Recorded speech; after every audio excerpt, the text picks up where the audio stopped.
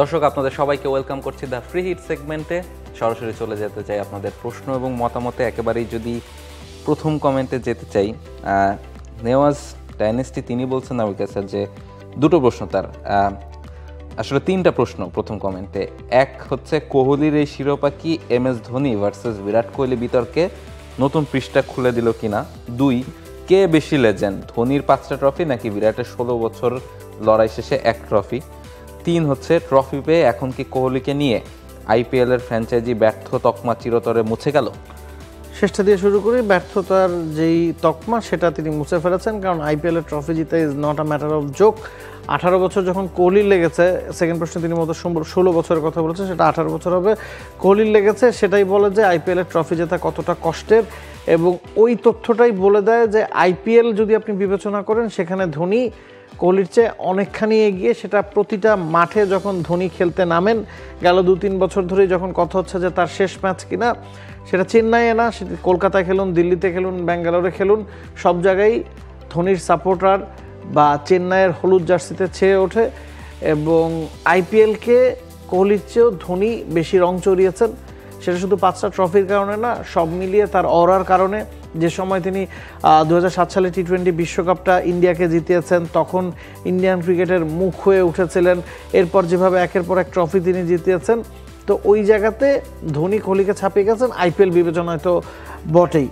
প্রথম প্রশ্নটা তিনি যেটা করেছিলেন যে ধোনির সাথে কোহলির ওই জায়গায় লড়াইটা আরও একবার জমে গেল কি না, আপনি যদি ক্যাপ্টেন্সি বিবেচনা করেন ধোনি অনেকখানি এগিয়ে, আপনি যদি ব্যাটিং বিবেচনা করেন কোহলি অনেকখানি এগিয়ে। তো এখানে ক্যাপ্টেন টু ক্যাপ্টেন যদি আপনি তুলনা করেন, ধোনির কোনো প্রতিদ্বন্দ্বী নাই, আবার ব্যাটিংয়ের দিক থেকে বিরাট কোহলিরও প্রতিদ্বন্দ্বী নাই। এক্স্যাক্টলি। এবং দুজনই আসলে বলা হয় যে দুজনের একটা আলাদা সময়। ধোনি ওই জায়গা থেকে ইন্ডিয়া ক্রিকেটটাকে ওই যে শিরোপা জেতা যায় সেই বিশ্বাসটা এনে দিয়েছিলেন, বিরাট কোহলি সেটাকে বহন করে নিয়ে গেছেন এবং দলটাকে অ্যাগ্রেসিভ ওয়েতে নিয়ে গেছেন। ফলে দুজনই তাদের সময়ের লেজেন্ডারি ক্রিকেটার ইন্ডিয়ার ইতিহাসে। এবং পরের কমেন্টে আমরা যদি যেতে চাই, পরবর্তী T20 সিরিজে অঙ্কন, সোহান, ইয়াসির আলীকে সুযোগ দেওয়া উচিত কিনা? আমরা পাকিস্তান এবং আরব আমিরাতে দেখেছি যে একজন মিডল অর্ডার ব্যাটসম্যান বাংলাদেশের শর্ট ছিল। আপনি যদি খেয়াল করে থাকেন, পারভেজ ইমন, তানজিদ তামিম ওপেন করছেন, লিটন দাস 3-এ খেলছেন, তাহিদ হৃদয় 4-এ খেলছেন। 5 নম্বর পজিশনটা জাকের আলী অনিক কিংবা শামীম হোসেন পাটোয়ারির জন্য এক ধাপ ওপরে। ইভেন শেখ মেহেদীকেও খেলেছেন, শেখ মেহেদীও জায়গায় খেলেছেন, বা আপনি মিরাজকে খেলেন, যে কথাই আপনি বলুন না কেন, একজন মিডল অর্ডার ব্যাটসম্যান বাংলাদেশের সংকট আছে। এখন সোহানও আসলে 6 বা 7-এই খেলেন, অঙ্কন হয়তো ওই জায়গায় একটু বেশি প্রেফারেন্স পেতে পারেন, কিংবা ইয়াসির রাব্বি বা ইয়াসির আলী চৌধুরী রাব্বির পারফরমেন্স যদি আপনি বিবেচনা করেন, খুব বেশি ধারাবাহিক তা না। BPL এ ভালো করেছেন, তবে এক্স্যাক্টলি 2-1টা ম্যাচে ধারাবাহিকতার ভালো অভাব করেছেন আছে। এবং আবার তো সব মিলিয়ে এখান থেকে অন্তত একজনকে হয়তো সুযোগ দেওয়া হবে পরের সিরিজে। তবে পুরো খোলনলচে বলতে ফেলা হবে তা না, 3জনই সুযোগ পাবেন তাও না, একজন সুযোগ পাবেন। এবং আমার কাছে পার্সোনালি মনে হয় সেটা সোহান বা অঙ্কনের মধ্যে থেকে যে কোনো একজন। কিন্তু সোহানকে যদি সুযোগ দেওয়া হয়, সোহানকে কি আসলে বাংলাদেশ 5 নম্বরে খেলাবে কিনা, বা জাকেরকে 5 নম্বরে নিয়ে আসবে কিনা, এই প্রশ্নের উত্তর জানাটাও জরুরি। জাকের তো দেখেন যে 7 নম্বরে বা 6 নম্বরে নিজেকে সেট করেছেন, প্রমাণ করেছেন। শামীম পাটোয়ারি যদি দেখেন 6-7-এ তাকে নিজেকে প্রমাণ করেছেন। এবং শেখ মেহেদীকে যদি দেখেন 7 ইভেন 8-এ আপনি খেলাতে পারেন শেখ মেহেদীকে। ইভেন রিশাদ আছে আপনার 8 নম্বরে ব্যাটিং করার জন্য। ফলে ওই মিডল ওভারগুলোতে কিন্তু আমরা খেয়ে হারিয়ে ফেলছি, উইকেট চলে যাচ্ছে, পার্টনারশিপ হচ্ছে না। ওই যে অ্যাঙ্কার রোলের কথা আমরা বলছিলাম গতকালকে, বিরাট কোহলি যেটা করেছেন, তিনি হয়তো বা উপর নেমে করেছেন, বাট মিডল অর্ডারে ওই কাজটা করার মতো একজন আমাদের দরকার। সেই জায়গায় সোহান এগিয়ে থাকবেন না, অঙ্কন এগিয়ে থাকবেন। সোহান কিন্তু 5-এ ব্যাটিং করে অভ্যস্ত, সেটা DPL এ বলুন, BPL এ বলুন, ওই ধরনের, মানে Sohan is not a finisher, he is a proper batsman. এবং তিনি চাইলেও শেষ দিকে এসে ঝড়টাও তুলতে পারেন। ফলে 2 ধরনের ক্যাপাবিলিটি তার মধ্যে আছে। পরের কমেন্টে যাই, সাইম অন কিংস তিনি বলছেন, বাংলাদেশের ক্রিকেটের এই দুর্দশার জন্য কে দায়ী, BCB নাকি খেলোয়াড়রা? বাংলাদেশের ফুটবল যেভাবে এগিয়ে যাচ্ছে, এতে করে মানুষ এখন ক্রিকেট ছেড়ে ফুটবলের দিকে আগ্রহ দেখাচ্ছে। আমার মতে বাংলাদেশের 80% মানুষই ফুটবলমুখী হয়ে পড়ছে, এতে করে ক্রিকেটের কতটা ক্ষতি হচ্ছে? আপনি কি মুখে হচ্ছেন না স্যার? আমার কাছে মনে হয় না যে ফুটবল আর ক্রিকেটকে আপনি এই জায়গায় মেলাতে পারেন। এর সবচেয়ে বড় কারণ হচ্ছে ফুটবল ম্যাচ বছরে কয়টা হয়? ফুটবল ম্যাচ বছরে ইন্টারন্যাশনাল 5টা বা 6টা বা 7-8টা, তার মধ্যে ঘরের মাটিতে অর্ধেক, বাইরে গিয়ে আপনি অর্ধেক খেলেন। পুরো বছর তো আপনি 4টা বা 5টা ম্যাচকে কেন্দ্র করে চালাতে পারবেন না। ফুটবল ইজ আ মানে ক্লাব পর্যায় থেকে উঠে আসতে হয়।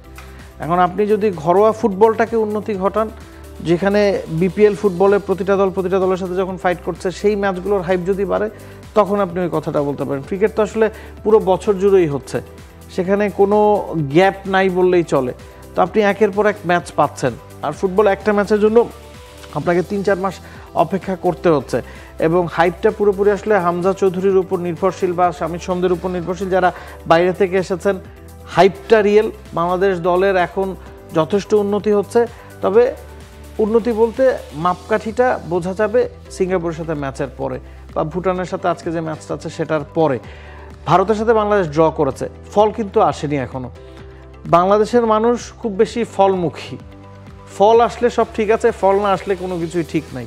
এক্স্যাক্টলি, এই মুহূর্তে বাংলাদেশের ক্রিকেটে যে সমস্যাটা ফল আসছে না, সেই কারণে মানুষ ক্রিকেট থেকে দূরে সরে পড়ছে। আমার কাছে আরেকটা ব্যাপার যে মনে হয় না যে ব্যাপারটা দাড়ি পাল্লার মতো, যে একদিকে নিচে পড়লে আরেকদিকে উপরে উঠে যেতে হবে, নট নেসেসারি। দুটো স্পোর্টসই তো তারা আসলে লাল সবুজে জার্সি গায়ে খেলেন, এবং দুটো খেলাতেই আমরা এগিয়ে যেতে চাই। একই সময় হয়েছে দেখেই এই তুলনাটা আসছে।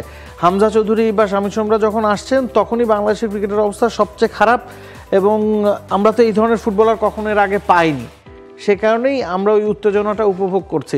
এবং ভারতের সাথে তিনি যেভাবে খেলেছেন, আমি পার্সোনালি মনে করেছি যে একজন কতটা ডিফারেন্স মেক করতে পারেন। তবে তার যে কোয়ালিটি, একটা ম্যাচে, প্রথম ম্যাচেই তিনি যেভাবে দলকে খেলিয়েছেন বা যে পারফরমেন্সটা করেছেন, hats off to him. Absolutely. এবং আমরা আশা করব নিশ্চয়ই বাংলাদেশের ফুটবল অনেকটা এগিয়ে যাবে, বাংলাদেশের ক্রিকেটও তাদের পুরনো ছন্দে ফিরবে। আমরা আসলে দুটো খেলাতেই সমান উচ্ছ্বাস করতে চাই। নেওয়াজ ডাইনাস্টি বলছেন, ওয়েস্ট ইন্ডিজ তারা কি এখন কেবল টি-20 স্পেশালিস্ট হয়ে যাচ্ছে কিনা, বাকি ফরম্যাট যেন জাস্ট ফর ফান? একেবারে মানে ওই যে বল না, টু দ্য পয়েন্ট বা স্পট অন, এক্স্যাক্টলি, অফকোর্স, যাই বলি না কেন, একেবারে টু দ্য পয়েন্ট।